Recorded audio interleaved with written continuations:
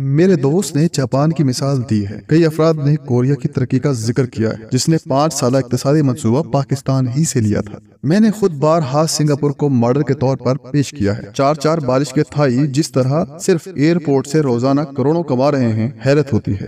You A ای اس وقت پورے کرۂ ارض پر سیاحت اور کاروبار کا مرکز اور ماحولیات کا محور۔ کیا تھا یو اے ای؟ ریگستان جس میں خاردار جھاڑیوں، ریت کے ٹیلوں، اونٹوں اور بکریوں کے سوا کچھ نہ تھا۔ پاکستان جہاں تھا وہاں بھی اب نہیں۔ رجت کہہ کری کا عبرتناک نمونہ ہے۔ ہم جاپان کیوں نہیں بنے؟ Singapore, Korea, Thailand, U A E سب ہمارے لیے خوابوں کی دنیا کیوں ہیں؟ کیا اس لیے کہ کوریا، تھائی لینڈ، سنگاپور اور یو اے ای کے بغل میں کوئی افغانستان نہیں؟ مگر 50 اور 60 کی دہائیوں میں یہی افغانستان ہمارا پڑوسی تھا۔ ہماری صنعتی ترقی رواں دواں تھی، ہماری ایئر لائن کا شہرہ تھا، ہم نے ڈیم بنائے تھے، دنیا میں ہماری عزت تھی۔ تو کیا اس کے لیے کوریا، سنگاپور اور یو اے ای میں کوئی مرد مومن، مرد حق نہیں آیا جس نے افغانستان کی منشیات اور اسلحہ سے اس ملک کو بھر دیا، جس نے اپنے ہی ملک کی سرحدیں ملیا میٹ کر دی، ویزا کے بغیر لاکھوں جنگجو لا کر آباد کیے، افغانستان کے نام پر امداد لی اور ایسی امداد کہ اپنے پیٹی بند بھائیوں کی ذریت کو بھی نہال کر دیا؟ تو کیا اس لیے کہ کوریا، سنگاپور، تھائی لینڈ اور یو اے ای نے اپنے آپ کو مذہبی انارکی سے بچایا؟ کوئی مذہبی جماعت عقیدے کی بنیاد پر ان ملکوں میں سیاسی پارٹی نہیں بنا سکتی، نہ دھرنا دے کر حکومت اور عوام کو ناکوں چنے چبوا سکتی ہے۔ یو اے ای میں 90-95% آبادی مسلمانوں کی، مگر مذہب گار ریاست کے کاموں میں کوئی عمل دخل ہے، نہ بلیک میلنگ۔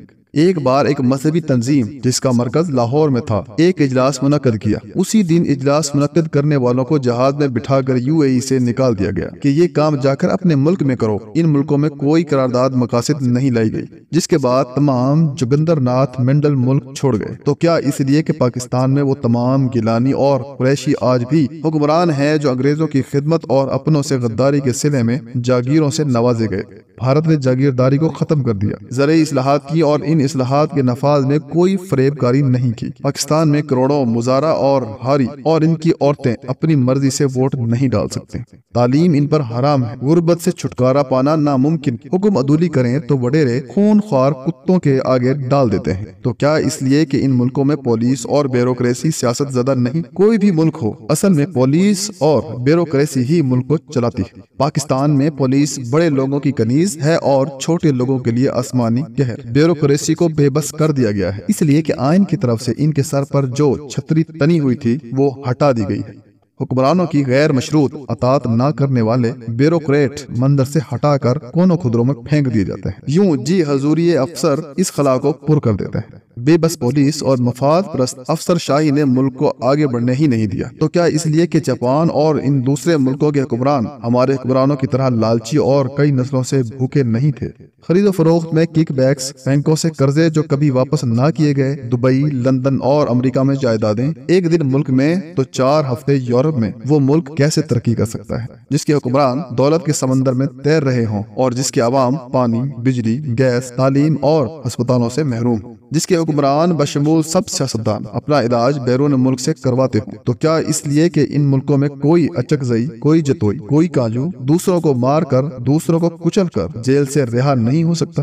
وہاں کسی کو قتل کرنے کے بعد کوئی ظاہر شاہ زندہ نہیں بچتا، اور کسی کو شک ہو تو یہ لکھ لے کہ جس لڑکے نے 6 انسانوں کو موت کے گھاٹ اتارا ہے یہ بھی چھوٹ جائے گا۔ جس نے اسلام آباد میں 4 انسانوں کو مار دیا تھا اسے کیا سزا ملی؟ ہماری عدلیہ کی عالمی رینکنگ میں کیا پوزیشن ہے؟ تو کیا اس لیے کہ ان ملکوں میں کوئی پس پردہ رہنے والی طاقت سیاستدانوں کو نیچے سے اوپر اور اوپر سے نیچے نہیں لاتی؟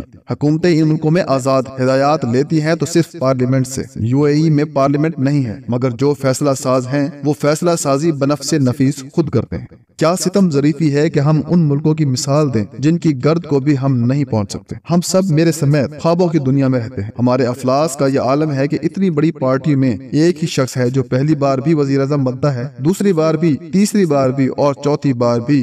ہم ذہنی طور پر اس قدر کلاش ہیں کہ ہمیں اپنے بیٹے کے علاوہ کوئی شخص وزیر اعظم ہوتا نظر ہی نہیں آتا۔ ہم اس قدر بدھو ہیں کہ سینکڑوں وعدے کر کے اقتدار میں آتے ہیں تو پورے ملک کو جادو ٹونے کی آگ میں جھونک دیتے ہیں۔ یہاں تک کہ بیوروکریٹس کی تعیناتیاں ان کی تصویروں کی بنیاد پر کرتے ہیں۔ کیا ایسے ملک Japan, Korea, Singapore, Thailand, Taiwan یا یو اے ای بن سکتے ہیں؟ موجودہ اہل سیاست کے ساتھ قیامت تک نہیں بن سکتا۔ خواب جھوٹے ٹھہرے خواب میرے، خواب تیرے، خواب جھوٹے خواب میرے، خواب تیرے خواب بھی۔ لکھنؤ میں ایک نواب کے ہاں دعوت تھی، ایک سکھ سردار صاحب بھی مدعو تھے۔ اتفاق سے دسترخوان پر دہی نہیں تھا۔ نواب صاحب نے ملازم کو دہی لینے بھیجا۔ جیسے ہی وہ نکلا، نواب صاحب نے کہنا شروع کر دیا، اب اس نے جوتے پہنے ہیں، اب یہ دالان میں پہنچا ہے، اب یہ حویلی سے نکلا ہے، اب یہ گلی میں چل رہا ہے، اب یہ گلی کے موڑ پر ہے، اب یہ بازار میں داخل ہوا، اب یہ بائیں طرف مڑا، اب یہ دہی کی دکان پر پہنچا، اب اس نے دہی لے لیا، اب وہ واپس چل پڑا، اب بازار سے نکلا ہے، اب گلی کا موڑ مڑا ہے، اب حویلی میں داخل ہوا،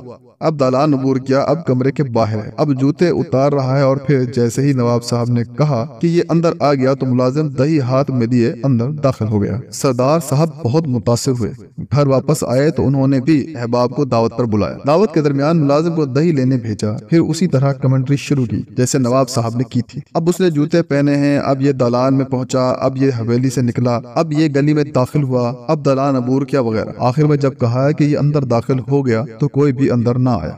آواز دی تو ملازم نے کہا، حضور میں تو ابھی گیا ہی نہیں، ابھی تو میں جوتے ڈھونڈ رہا ہوں۔ تو جناب ہم نے کوریا اور UAE کیا بننا ہے، ہم تو ابھی جوتے ڈھونڈ رہے ہیں۔